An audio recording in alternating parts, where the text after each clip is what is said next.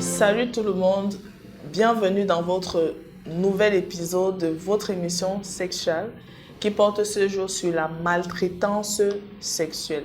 Je suis le docteur Nastia, votre médecin, sexothérapeute, et on en parle tout de suite.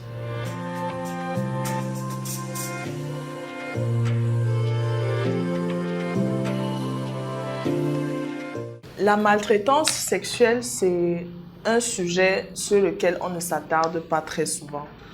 Parce que justement, on passe outre certaines difficultés émotionnelles et psychologiques que les gens vivent en rapport avec leur sexualité. D'où l'importance de parler de cette problématique-là dans Sexual aujourd'hui. Donc déjà, je vais vous définir la maltraitance sexuelle.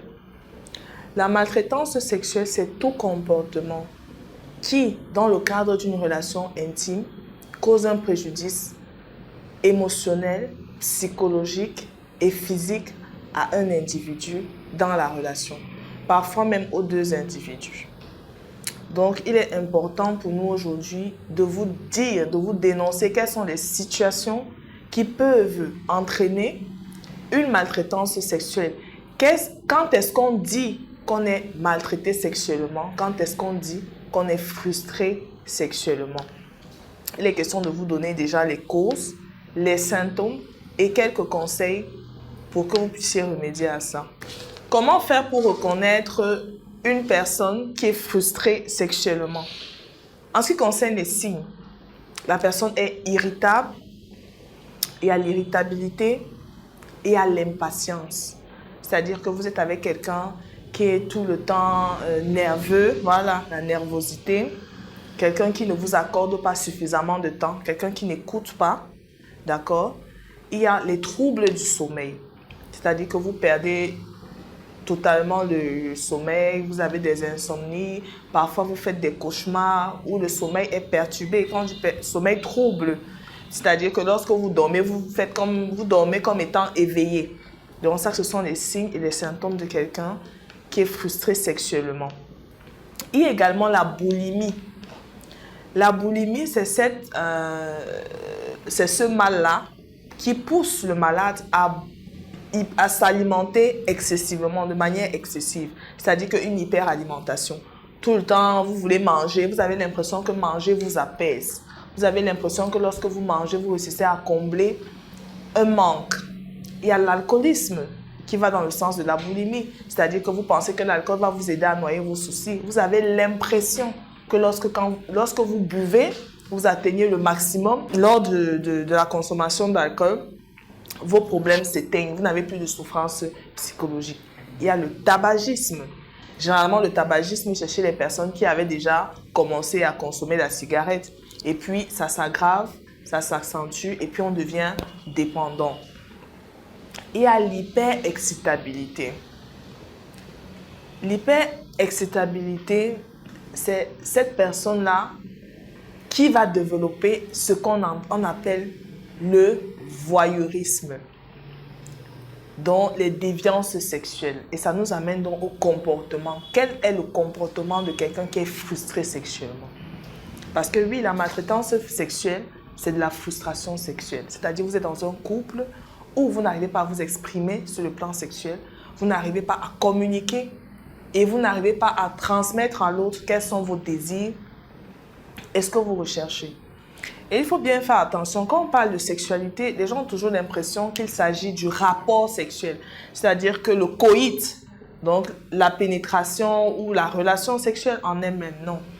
Lorsqu'on parle de sexualité, lorsqu'on parle de frustration sexuelle, on parle d'un couple qui a une mauvaise intimité.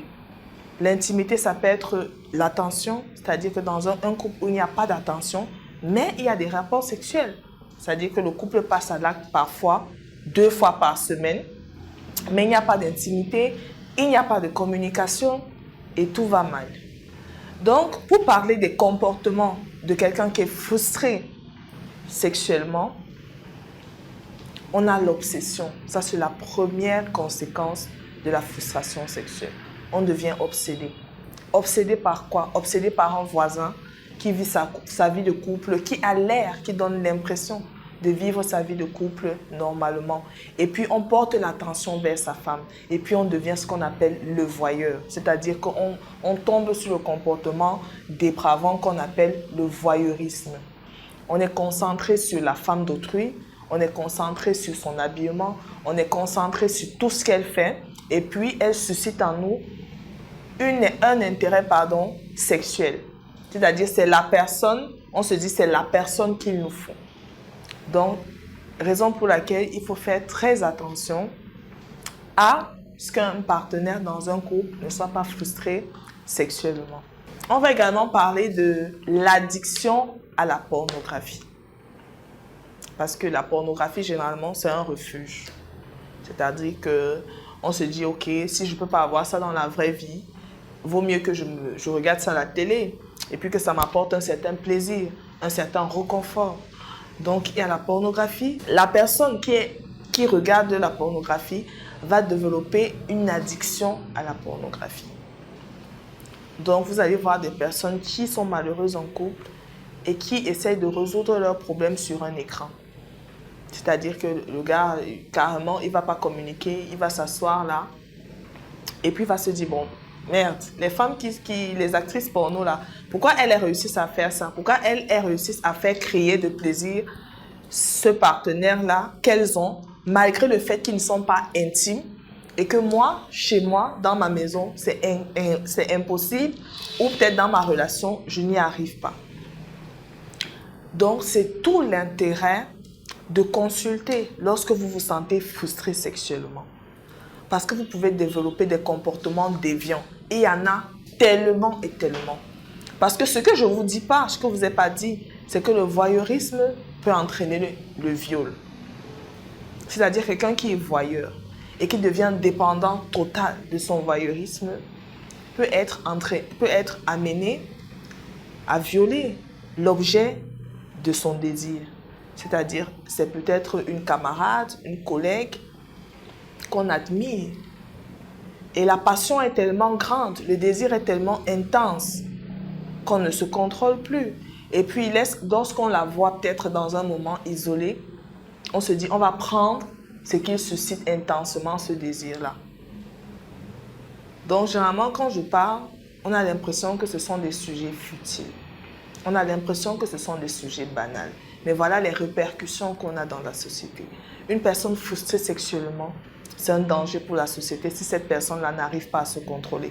Si cette personne-là n'a pas le mental qu'il faut pour affronter cette douleur-là.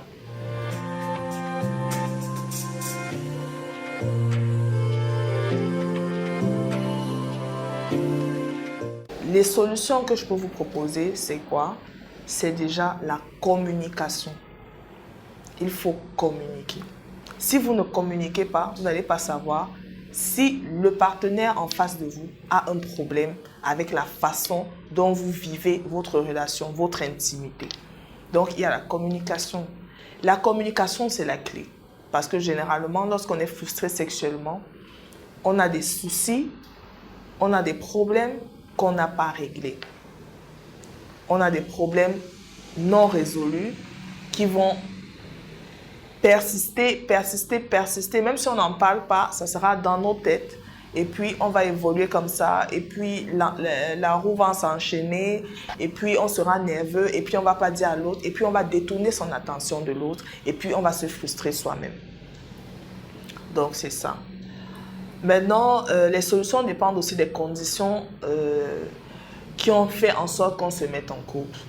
Je prends l'exemple. Il y a ce qu'on appelle les mariages arrangés, c'est-à-dire les relations arrangées. Vous êtes dans une relation où un parent ou une connaissance vous met en relation avec quelqu'un, avec un X ou un Y. Et puis, vous n'avez pas eu le temps d'apprécier physiquement, charnellement, émotionnellement cette personne-là. Et vous vous retrouvez dans une relation où vous vivez ensemble et vous n'êtes pas compatibles de façon communicationnelle. Donc, ça fait tâche. Mais, pour ne pas frustrer les personnes qui ont décidé de vivre ce qu'on appelle un amour religieux, c'est-à-dire l'amour platonique, c'est-à-dire sans sexe, qui est bien possible quand les deux partenaires sont d'accord. Parce que souvent, je reçois des femmes en consultation là qui me disent que docteur, j'ai décidé avec mon mari qu'on n'aura pas de relation jusqu'à ce qu'on signe un acte de mariage. Mais ma chérie, est-ce que ton mari, lui, il le vit bien? Tu lui as imposé la décision ou vous avez décidé ensemble? Parce que c'est ça la communication. Tu peux dire à ton mari que, chérie, écoute, je t'aime bien, vraiment, la façon dont tu m'as abordé, ça me plaît, mais je ne voudrais pas perdre ma virginité avant d'être mariée à toi. Et puis, la façon dont tu poses le problème contraint le monsieur à accepter. Et puis, il souffre dans sa chair.